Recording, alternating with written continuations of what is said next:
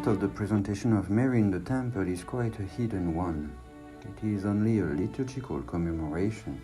We know nothing for certain about the circumstances surrounding the event celebrated, as it is also the case for the Assumption. We do not know how old Mary was, who was there, how it happened, how she understood that she had to take this unusual step. The living tradition of the Church tells us that Mary consecrated herself to the Lord in virginity. The Gospel of St. Luke reveals to us her response to the angel at the Annunciation. "How shall this be, since I do not know man?"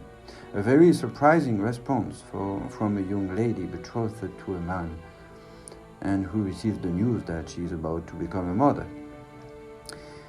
She was consecrated in virginity, and Joseph, being in the know, their marriage was not to be consummated.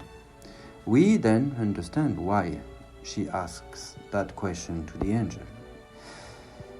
Even with the little we know about her consecration, we should not overlook it, because it's very significant of the path of poverty and faith on which the Lord guided her.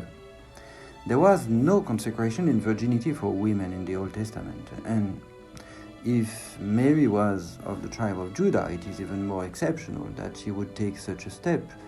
Women from the tribe of Judah had a special duty to marry and beget children, since the Messiah was to come from this tribe. So there was no institutional frame for Mary to live this consecration, no community, no foreseeable path. Her commitment had to be taken in a very deep and dark faith, like jumping into the unknown, relying only on God's guidance.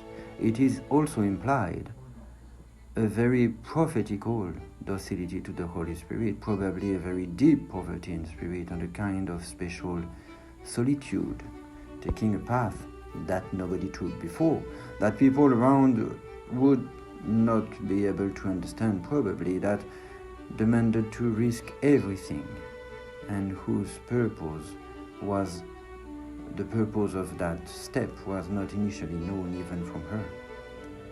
We should not try to represent to ourselves the circumstances of that event.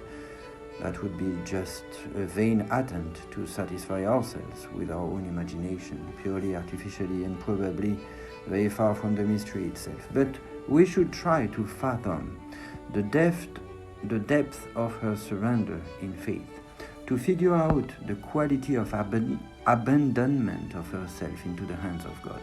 We can do that by meditating on the text of the Annunciation.